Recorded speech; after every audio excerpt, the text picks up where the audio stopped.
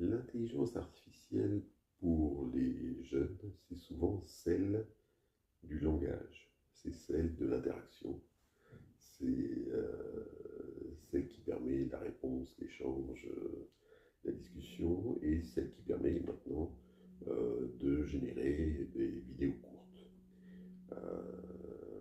C'est relativement sympa pour les réponses que ça apporte par définition.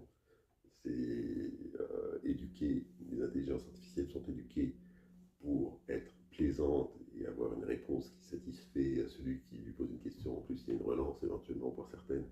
Donc, on peut avoir des discussions sans fin et qui sont toujours assez positives pour celui qui l'utilise.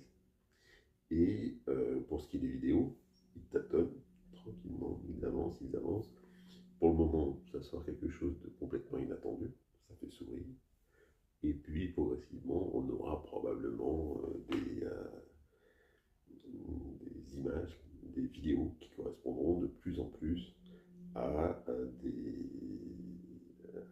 à ce qu'a demandé le prompt exactement, avec de plus en plus, et comme ça a été le cas dès le début de l'intelligence artificielle, le vol de certaines données, par exemple chez Disney ou dans certains films, pour arriver à recréer des personnes, des personnages et faire ce qu'on trouve drôle, mais qui à la fin des fins devient extrêmement compliqué.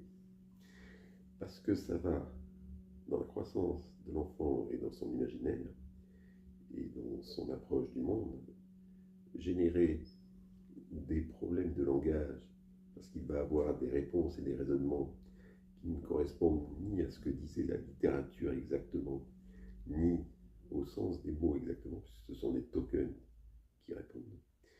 Et quand on y réfléchit, il peut y avoir des rapports à la machine qui sont assez vertigineux.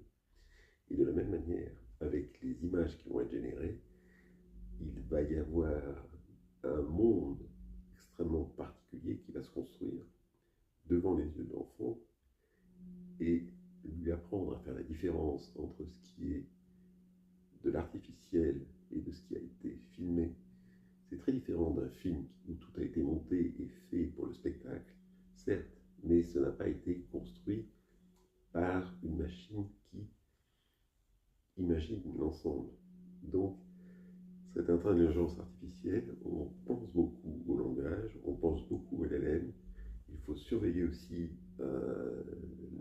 l'intelligence artificielle qui commence à générer des vidéos, parce qu'au-delà des acteurs et d'Hollywood et de Disney, il y a une compréhension du monde, une compréhension des personnes et de leurs réflexes et des phénomènes qui est en train d'être